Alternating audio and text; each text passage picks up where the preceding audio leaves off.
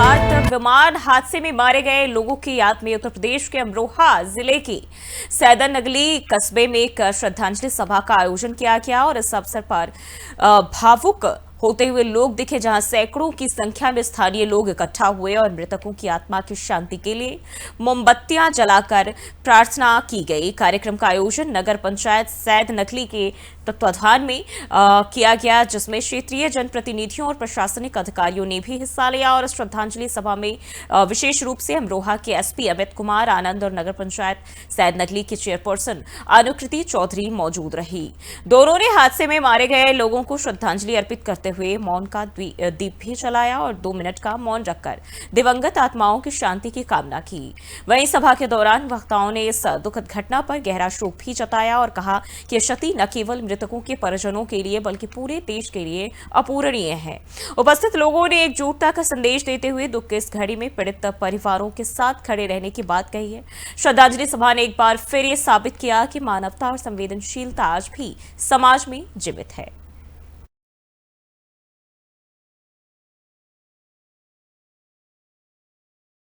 बढ़ते हैं आगे। सहारनपुर जिले में आम जनता को सस्ती और गुणवत्तापूर्ण दवाइयां उपलब्ध कराने की दिशा में एक और महत्वपूर्ण कदम उठाया गया है। जिला महिला चिकित्सालय में प्रधानमंत्री जन औषधि केंद्र का शुभारंभ भाजपा के नगर विधायक राजीव कुंबर ने फीता काट कर किया और इस अवसर पर उन्होंने कहा कि प्रधानमंत्री नरेंद्र मोदी के द्वारा चलाई जा रही जन कल्याणकारी योजनाएं जैसे आयुष्मान भारत और जन औषधि केंद्र गरीबों और जरूरतमंदों को सस्ती दरों पर बेहतर स्वास्थ्य सेवाएं उपलब्ध कराने के उद्देश्य से संचालित की जा रही है। राजीव कुंबर ने कहा कि जन औषधि केंद्र सहारनपुर के हजारों मरीजों को राहत देगा, जहां महंगी ब्रांडेड दवाइयों के बजाय वही गुणवत्ता वाली दवाएं कम कीमत पर उपलब्ध होगी और इससे न सिर्फ आर्थिक बोझ कम होगा बल्कि लोगों को इलाज में भी सहूलियत मिलेगी। मुख्य चिकित्सा अधिकारी डॉक्टर प्रवीण कुमार ने जानकारी दी है कि जिले में अब तक 24 जन औषधि केंद्र खोले जा चुके हैं, जिनमें मरीजों को रोजाना लाभ मिल रहा है और उन्होंने बताया कि इन केंद्रों पर 80% तक सस्ती दरों पर दवाएं भी दी जा रही है, जिससे अधिक से अधिक लोग लाभान्वित हो रहे हैं। ये जो है हमारे प्रधानमंत्री जी और सीएम साहब का एक सपना है कि सभी मरीजों को सस्ती दवाइयां मिले और उसी के क्रम में जो है ना हमारे जनपद में 21 हमारी सीएससी पे और 3 हमारे एक जिला महिला चिकित्सालय और पुरुष चिकित्सालय और 7 में मेडिकल कॉलेज, इस तरह से 24 जन औषधि केंद्र हमारे यहाँ खुल रहे हैं। सभी पे इंफ्रास्ट्रक्चर का काम पूरा हो चुका है, कुछ जगह दवाइयाँ भी आ चुकी हैं और उनके 18 के हमारे लाइसेंस बन चुके हैं। तो जल्दी ही सभी जगह जो है हमारे जन औषधि केंद्र खुल जाएंगे। इस देश के यशस्वी प्रधानमंत्री जिनकी सोच के अंदर, जिनकी कार्यपद्धति के अंदर गरीब की चिंता करना है, जिन्होंने आज गरीब को जिंदा रखने के अनेकों साधन उपलब्ध कराए, उनका मानना है कि यदि गरीब के घर में बीमारी आती है तो उसको किस प्रकार से अपने परिवार की चिंता करनी पड़ती, किस प्रकार से इलाज करना पड़ता है, इसलिए आयुष्मान भारत योजना लाए।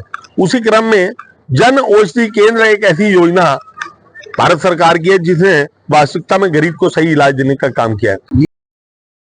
और एक और जानकारी आपको बताते चले, बिहार चुनाव होगा आकाश आनंद के लिए चुनौती। 26 को आकाश आनंद करेंगे बैठक। नेशनल कोऑर्डिनेटर बनने के बाद ये पहली परीक्षा छत्रपति शाहू जी महाराज की जयंती पर आयोजन बिहार बसपा की तरफ से किया गया आयोजन और बिहार में भी बसपा ने अकेले चुनाव लड़ने का ऐलान कर दिया है। तो ये खबर आपको बताते चले, बिहार विधानसभा चुनाव को लेकर बीएसपी की तरफ से अब अकेले चुनाव लड़ने का ऐलान किया गया है। बिहार में बीएसपी अकेले ही चुनाव लड़ेगी और बताया जा रहा है छत्रपति शाहू जी महाराज की जयंती पर आयोजन किया गया है और इस बैठक में जो है आकाश आनंद शामिल होंगे। 26 को आकाश आनंद बैठक करेंगे। नेशनल कोऑर्डिनेटर बनने के बाद ये पहली परीक्षा बेहद अहम मानी जा रही है। तो ये बड़ी खबर आपको बताते चले, बिहार चुनाव आकाश के लिए एक बार फिर से चुनौती साबित होने वाला है। जिस तरीके से हमने देखा पहले भी जो है मायावती ने उन पर भरोसा जताया, हालांकि ये रथ उनकी चल नहीं पाई और अब बिहार विधानसभा चुनाव से पहले एक बार फिर आकाश आनंद पर मायावती ने भरोसा जताया है। अब देखना होगा कि कितनी कामयाबी मिल पाती है।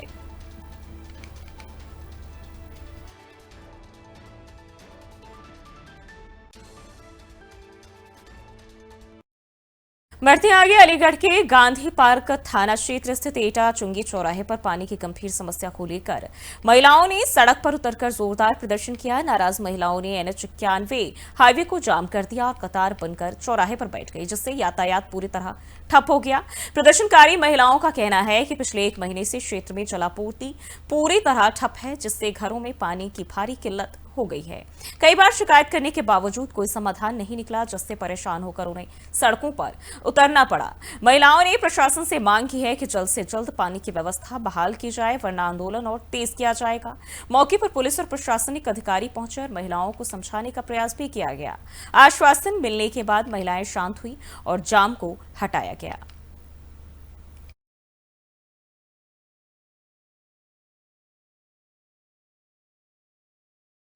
बढ़ते आगे मैनपुरी जनपद के किशनी थाना क्षेत्र में बुधवार को उस समय अफरा तफरी मच गई जब प्रशासन ने अवैध अतिक्रमण पर बड़ी कार्रवाई करते हुए पंचायत के बुलडोजर के साथ सड़क पर मोर्चा संभाला और जैसे ही बुलडोजर की गड़गड़ाहट कस्बे की सड़कों पर गूंजी, दुकानदारों और स्थानीय लोगों में हड़कंप मच गया। यह कार्रवाई किशनी बाईपास रोड और सर्विस लाइन पर की गई, जहां पर दुकानदारों ने वर्षों से अवैध रूप से कब्जा जमा रखा था। नागरिकों की ओर से समाधान दिवस में की गई शिकायत के बाद जिलाधिकारी ने सख्त निर्देश देते हुए अतिक्रमण हटाने का आदेश दिया। इसके बाद सीओ भोगांव सत्यप्रकाश शर्मा, एसडीएम किशनी गोपाल शर्मा और थाना प्रभारी ललित भाटी ने पुलिस बल और नगर पंचायत कर्मचारियों के साथ मिलकर अभियान शुरू किया। कार्रवाई के दौरान बिना किसी पूर्व सूचना के अतिक्रमण हटाया गया। सड़क किनारे लगे टीन शेड, टेबल कुर्सी, बैनर, पोस्टर और अन्य सामान को हटाकर ट्रैक्टर में भरकर नगर पंचायत कार्यालय भेजा गया। प्रशासन की इस कार्रवाई से कस्बे में मिलीजुली प्रतिक्रिया देखने को मिली, जहां आम नागरिकों ने राहत की सांस ली, वहीं प्रभावित दुकानदारों ने में भी नाराजगी जो है देखने को मिल रही है। प्रशासन स्पष्ट किया कि यह अभियान आगे भी जारी रहेगा। किशनी में जो कस्बे में लोगों ने सर्विस रोड पर और जीटी रोड पर अवैध अतिक्रमण कर रखा था, इस संबंध में हम लोगों ने कल थाने के माध्यम से सबको लाउड स्पीकर के माध्यम से अवगत भी कराया था कि आप लोग अपना अतिक्रमण हटा लें। इसके बावजूद भी लोगों ने अतिक्रमण नहीं हटाया था। आप उप जिलाधिकारी को साथ में लेकर हम लोगों ने अतिक्रमण को हटाया है। सभी को हम लोग नोटिस भी निर्गत करा रहे हैं और बता भी रहे हैं कि अगर भविष्य में अवैध अतिक्रमण होगा तो पेनल्टी भी कराएंगे और लगातार हम लोग ये अभियान अपना जारी रखेंगे। किशनी में जो कस्बे में लोगों ने सर्विस रोड पर और जीटी रोड पर अवैध अतिक्रमण कर रखा था, इस संबंध में हम लोगों ने कल थाने के माध्यम से सबको लाउड स्पीकर के माध्यम से अवगत भी कराया था कि आप लोग अपना अतिक्रमण हटा लें। इसके बावजूद भी लोगों ने अतिक्रमण नहीं हटाया था। आप उप जिलाधिकारी को साथ में लेकर हम लोगों ने अतिक्रमण को हटाया है। सभी को हम लोग नोटिस भी और बुलंदशहर जनपद के कस्बा खानपुर स्थित मोहल्ला वैश्यान में डोर टू डोर कूड़ा उठाने गए एक सफाई कर्मचारी के साथ मारपीट की घटना सामने आई है। जानकारी के अनुसार मामूली कहासुनी के बाद दो स्थानीय भाइयों ने ही सफाई कर्मचारी के साथ मारपीट कर दी। पीड़ित ने आरोप लगाया कि मारपीट के दौरान उसे जाति सूचक शब्दों का भी प्रयोग कर अपमानित किया गया और इस घटना से आक्रोशित होकर पंचायत के अन्य सफाई कर्मचारियों ने कार्य बहिष्कार कर दिया और दोषियों के खिलाफ सख्त कार्रवाई की मांग की गई। कर्मचारियों ने चेतावनी दी कि जब तक आरोपियों को गिरफ्तार नहीं किया जाता और उनके खिलाफ कानूनी कार्रवाई नहीं की जाती, तब तक वे कार्य पर वापस नहीं लौटेंगे। और मामले की सूचना मिलते ही स्थानीय प्रशासन और पुलिस मौके पर पहुंची और स्थिति को नियंत्रण में लिया। पुलिस का कहना है कि मामले की जांच की जा रही है और पीड़ित की तहरीर के आधार पर आवश्यक धाराओं में मुकदमा भी दर्ज किया जा रहा है। और यह घटना एक बार फिर से समाज में सफाई कर्मचारियों के साथ होने वाले भेदभाव और असम्मानजनक व्यवहार को प्रदर्शित करती है। प्रशासन पर जल्द कार्रवाई करने का दबाव भी बना हुआ है।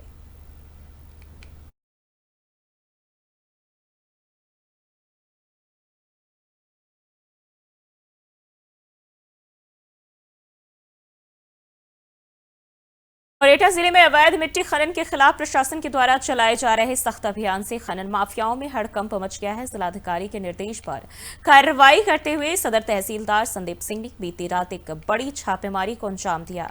ये छापा रिजोर थाना क्षेत्र के गांव बालकपुर में मारा गया है, जहां अवैध रूप से मिट्टी खनन किया जा रहा था। तहसीलदार की टीम ने मौके से एक बुलडोजर और मिट्टी से लदी 7 ट्रैक्टर ट्रॉलियों को जब्त किया। इसी अभियान के तहत कोतवाली नगर क्षेत्र में भी कार्रवाई की गई, जहां से 2 और ट्रैक्टर ट्रॉलियां पकड़ी गई। कुल मिलाकर 1 बुलडोजर और 9 ट्रैक्टर ट्रॉलियों को भी जब्त कर पुलिस के हवाले कर दिया गया है। तहसीलदार संदीप सिंह ने सख्त लहजे में कहा कि जिले में किसी भी हाल में अवैध खनन बर्दाश्त नहीं किया जाएगा। उन्होंने बताया कि अभियान आगे भी लगातार जारी रहेगा और दोषियों के खिलाफ कड़ी कार्रवाई की जाएगी। प्रशासन की सक्रियता से इलाके में अवैध खनन करने वालों में डर का माहौल है और कानून व्यवस्था को लेकर आमजन में विश्वास भी बढ़ा है।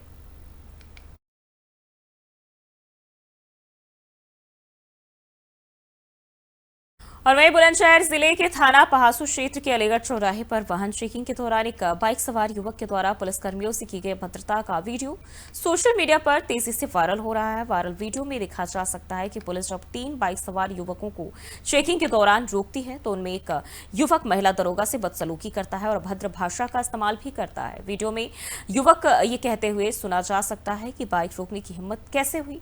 पुलिस के द्वारा शांति बनाए रखने की कोशिश की जा रही थी, लेकिन युवक लगातार बदतमीजी करता रहा और मौके पर मौजूद अन्य पुलिसकर्मियों ने स्थिति को संभालने का प्रयास भी किया और युवक को शांत कराने की कोशिश की, लेकिन युवक का रवैया आक्रामक बना रहा और इस घटना के बाद पुलिस विभाग ने मामले को गंभीरता से लेते हुए वीडियो के आधार पर जांच भी शुरू कर दी। संबंधित युवक की पहचान की जा रही है और उसके खिलाफ कानूनी कार्रवाई की तैयारी भी की जा रही है। पुलिस अधिकारियों का कहना है कि कानून का उल्लंघन और पुलिस से अभद्रता किसी भी सूरत में बर्दाश्त नहीं की जाएगी।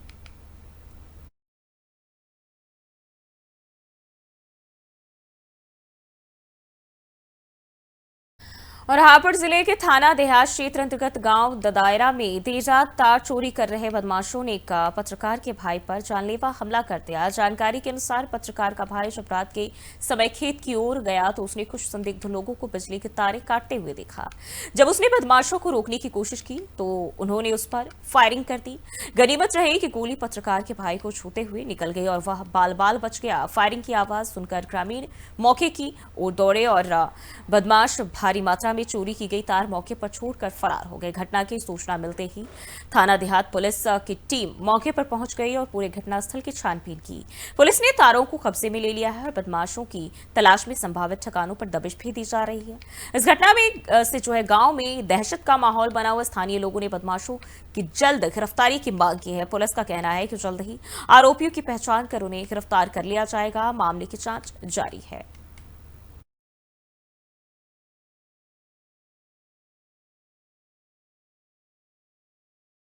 बढ़ते आगे, देवरिया जिले के सदर कोतवाली क्षेत्र के परसिया मल के पास पुलिस और फरार बंदी के बीच मुठभेड़ हुई और यह बंदी कुछ दिन पहले अदालत परिसर से फरार हो गया था। आरोपी का नाम शिवा है, जो पॉक्सो का अभियुक्त भी है और उस पर 25,000 रुपए का इनाम घोषित था। जानकारी के अनुसार पुलिस ने इलाके में चेकिंग के दौरान फायर कैदी शिवा को देखा और उसे पकड़ने का प्रयास किया।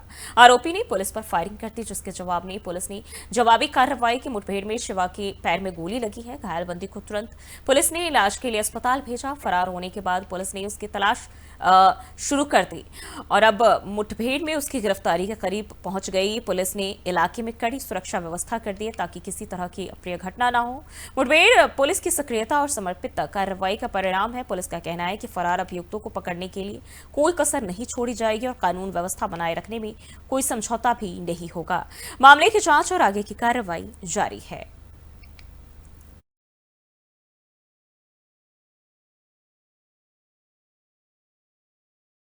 गोंडा में नगर कोतवाली क्षेत्र के रोडवेज बस अड्डे पर रात के समय लगातार मारपीट की घटनाएं हो रही है और यह बस अड्डा मारपीट का अड्डा बन गया है, जहां आए दिन अलग अलग गुट आपस में भिड़ जाते हैं। और हाल ही में यहां बाइक से मामूली टक्कर के बाद 2 गुटों के बीच जोरदार झगड़ा हुआ, जिसमें कई लोग शामिल थे और उस झड़प में बस अड्डे का माहौल तनावपूर्ण हो गया और आसपास के लोगों में डर का माहौल फैल गया। स्थानीय प्रशासन और पुलिस को इस मामले में तत्काल हस्तक्षेप करना आवश्यक है ताकि बस अड्डे पर शांति बनी रहे और यात्री सुरक्षित महसूस कर सके। फिलहाल पुलिस ने मामले की जांच शुरू कर दी है और तनाव फैलाने वालों के खिलाफ कड़ी कार्रवाई की बात की जा रही है।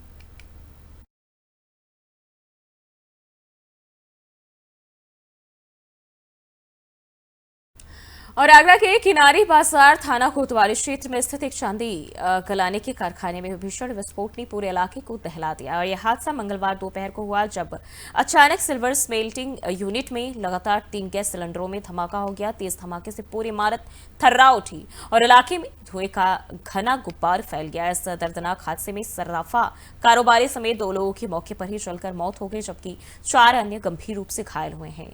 सोशल मीडिया पर वायरल 2 वीडियो में एक युवक को तीसरी मंजिल से जलता हुआ नीचे गिरते भी देखा जा सकता है, जिसने लोगों को झकझोर कर रख दिया। बताया जा रहा है कि महाराष्ट्र निवासी सुनील चांदी के कारखाने का संचालन करते थे और हादसे की सूचना मिलते ही दमकल और पुलिस की टीम मौके पर पहुंची और रेस्क्यू किया गया। पुलिस ने पूरे परिसर को सील कर जांच पड़ताल शुरू कर दी। हादसे के बाद इलाके में अफरा तफरी मच गई है और लोगों की भारी भीड़ जमा हो गई है। प्रशासन ने मृतकों के परिवारों को हर संभव मदद देने का आश्वासन भी दिया है और हादसे के कारणों की गहन जांच की जा रही है।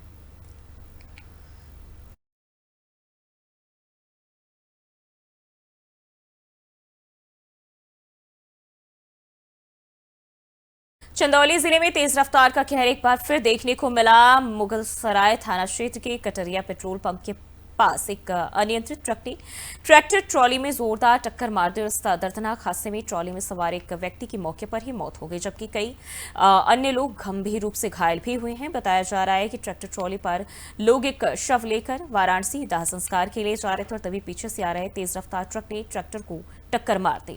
हादसे के बाद मौके पर अफरा तफरी मच गई। सूचना मिलते ही स्थानीय पुलिस और एम्बुलेंस सेवा मौके पर पहुंची और घायलों को इलाज के लिए नजदीकी सरकारी अस्पताल में भर्ती कराया गया। वहीं पुलिस ने मृतक के शव को कब्जे में लेकर पोस्टमार्टम के लिए भेज दिया।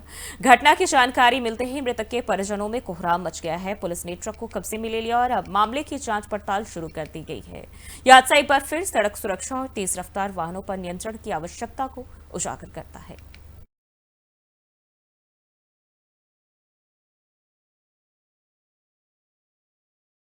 बढ़ते आगे उत्तर प्रदेश के बांदा में एक ही दिन में 2 अलग अलग स्थानों पर मिले शवों से सनसनी फैल गई और घटनाएं शहर कोतवाली क्षेत्र अंतर्गत सामने आई। जैसे स्थानीय लोगों ने शव मिलने की जानकारी मिली और मौके पर भारी पुलिस बल पहुंच गए।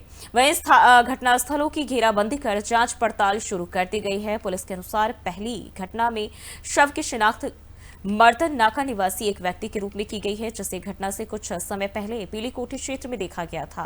वहीं दूसरी घटना में एक अज्ञात व्यक्ति का शव स्टेशन रोड पीली कोठी के पास मिला। उस शव की शिनाख्त अभी तक नहीं हो पाई है और उसे मॉर्चरी वार्ड में सुरक्षित रखा गया है। घटनास्थल पर पहुंचे क्षेत्राधिकारी शहर राजीव प्रताप ने बताया कि दोनों शवों को पंचनामा भरकर पोस्टमार्टम के लिए जिला मेडिकल कॉलेज बांदा भेजा गया है और उन्होंने कहा कि पोस्टमार्टम रिपोर्ट आने के बाद ही मौत की असली कारणों का खुलासा हो सकेगा। पुलिस फिलहाल दोनों मामलों की गहनता से जांच कर रही है और सीसीटीवी फुटेज और स्थानीय जानकारी के आधार पर तथ्य जुटाए जा रहे हैं। सर हम लोग को मालूम नहीं था, फोन किया हम लोग के पास कि कंफर्ट होटल के सामने इस स्थिति में ये पड़े हुए हैं। गए तो देखा तो ऐसे पड़े थे सर। क्या नाम है मृतक का? इजहारुर रहमान। शाम लगभग 6 बजे पीली कोठी स्टेशन रोड के पास हुआ, उसी से थोड़ा आगे कंफर्ट होटल के पास 2 अलग अलग स्थानों पर 2 व्यक्तियों की शव बरामद हुए हैं। ये व्यक्ति सुबह लोगों को दिखाई दिए थे। इनकी शिनाख्त कराने का प्रयास किया गया तो एक व्यक्ति के शव की शिनाख्त इजराउल रहमान सनाम अतीकुर रहमान उम्र लगभग 50 वर्ष निवासी लाला बाजार थाना कोतवाली बांदा के रूप में हुई है। इनके परिजन आ गए हैं। उन शव का पंचायतनामा कर पीएम हेल्थ भेजा गया है, जबकि दूसरे शव की शिनाख्त कराने का प्रयास किया गया लेकिन उसकी शिनाख्त नहीं हो सकी। उसके शव को मर्चरी में भेजा गया है, वहाँ रोककर उसकी शिनाख्त कराने का प्रयास किया जाएगा। लॉ एंड ऑर्डर की कोई समस्या नहीं। सर हम लोग बढ़ते आगे कानपुर में सुपर हीट वेव ने लोगों की मुश्किलें बढ़ा दी है। शुक्रवार को तापमान मंगलवार की तुलना में थोड़ा कम जरूर था, लेकिन उमस ने गर्मी को और बढ़ा दिया है। शुक्रवार को तापमान 41.9 डिग्री सेल्सियस रिकॉर्ड किया गया, जो सामान्य से 3.3 डिग्री ज्यादा है। वहीं मंगलवार को तापमान 44 डिग्री तक पहुंच गया था और सुबह से ही कड़ी धूप ने लोगों को बेहाल कर दिया। गर्मी से बचने के लिए लोग अपने शरीर को पूरी तरह ढककर बाहर निकल रहे हैं। मौसम विभाग के मुताबिक फिलहाल कोई मौसमी सिस्टम सक्रिय नहीं है, इसलिए अगले 2 दिनों तक बारिश का इंतजार करना होगा। 14 से 15 जून के बीच बारिश होने की संभावना भी है, जबकि अगले 5 दिनों तक बादलों की आवाजाही बनी रह सकती है और इससे कड़ी धूप से कुछ राहत जरूर मिलेगी। न्यूनतम तापमान की बात करें 30.7 डिग्री दर्ज किया गया है। मौसम विशेषज्ञ डॉक्टर SN सुनील पांडे ने बताया कि 1-2 दिनों तक हीट वेव से राहत मिलना मुश्किल है, लेकिन बादलों और बारिश के कारण थोड़ी राहत जरूर मिल सकती है और इसके साथ ही नए पश्चिमी विक्षोभ के कारण पश्चिमी उत्तर प्रदेश में तेज हवाएं चलने लगेंगी, जिससे मानसून की गति बढ़ेगी। अनुमान है कि 20 से 25 जून के बीच प्रदेश में मानसून दस्तक देगा।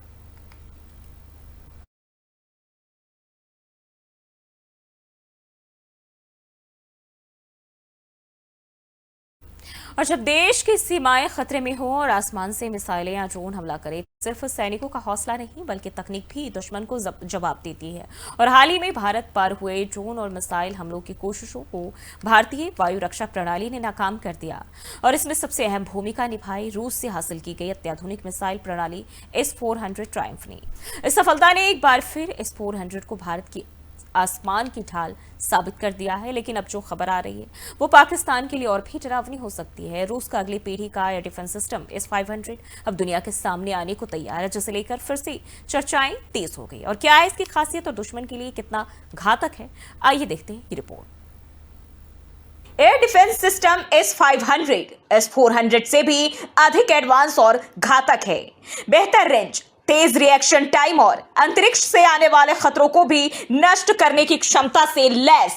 अगर भारत को आने वाले समय में S-500 की आपूर्ति होती है तो यह देश वायु रक्षा को नई ऊंचाई पर पहुंचा देगा। पाकिस्तान जैसे देशों के लिए यह एक रणनीतिक झटका होगा, क्योंकि S-500 की मौजूदगी से भारत का हवाई कवच लगभग अभेद्य हो जाएगा।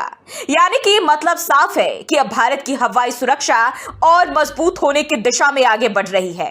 रूस से मिले अत्याधुनिक S-400 ट्रायम्फ सिस्टम की तैनाती के बाद अब भारत की नजर उससे भी एक कदम आगे की तकनीक पर है।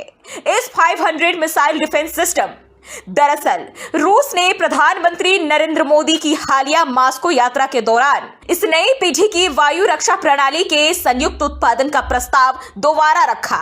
अगर यह समझौता होता है तो भारत न केवल अपनी सीमाओं को और सुरक्षित कर सकेगा, बल्कि अत्याधुनिक रक्षा तकनीक के निर्माण में भी आत्मनिर्भरता की ओर कदम बढ़ाएगा।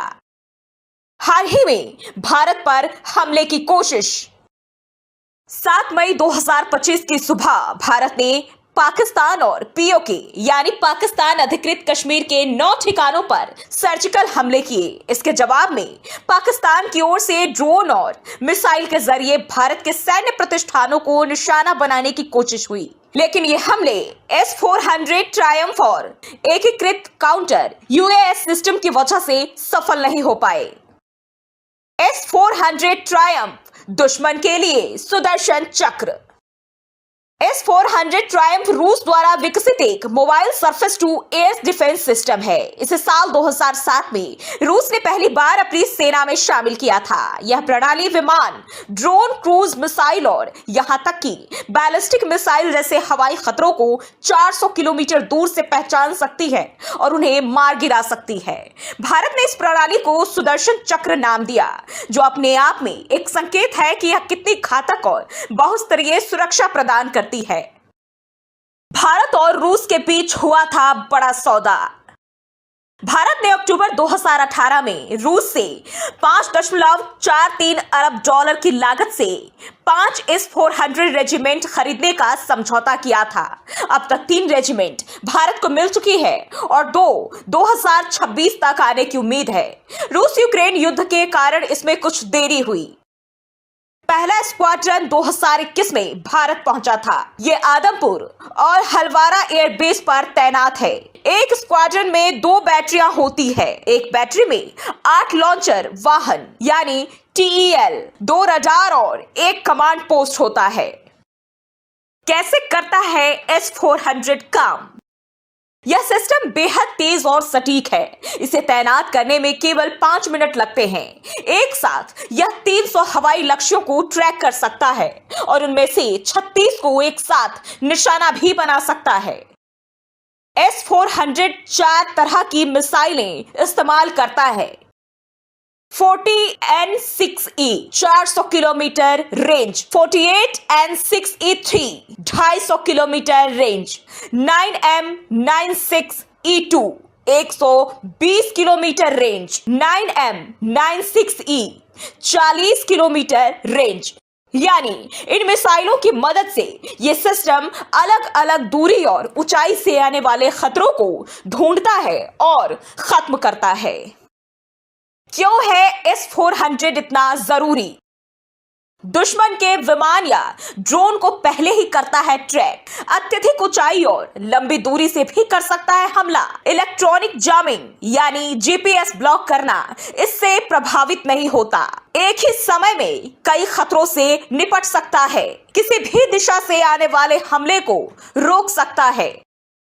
भारत ने इस सिस्टम को रणनीतिक रूप से महत्वपूर्ण इलाकों में तैनात किया है, जैसे सिलीगुड़ी कॉरिडोर। पश्चिम बंगाल में स्थित यह इलाका भारत के उत्तरी पूर्वी राज्यों को जोड़ता है और चीन बांग्लादेश की गतिविधियों के लिहाज से बेहद संवेदनशील है। साथ ही पंजाब का सीमावर्ती इलाका पाकिस्तान से होने वाली घुसपैठ और आतंकी गतिविधियों को ध्यान में रखते हुए यहाँ तैनाती की गई है। बताते चले कि रूस फिलहाल अपने नए S-500 वायु रक्षा सिस्टम पर काम कर रहा है। गौरतलब है कि प्रधानमंत्री नरेंद्र मोदी की 2024 में रूस यात्रा के दौरान रूस ने इस 500 को भारत के साथ मिलकर बनाने का प्रस्ताव फिर से रखा। अब अगर यह समझौता होता है तो भारत दुनिया की सबसे आधुनिक वायु रक्षा तकनीक विकसित करने वाले देशों में शामिल हो जाएगा। Air defence system S-500। Bulletin में फिलहाल के लिए बस इतना ही। देश और दुनिया की तमाम खबरों के लिए देखते रहिए 4TV न्यूज़।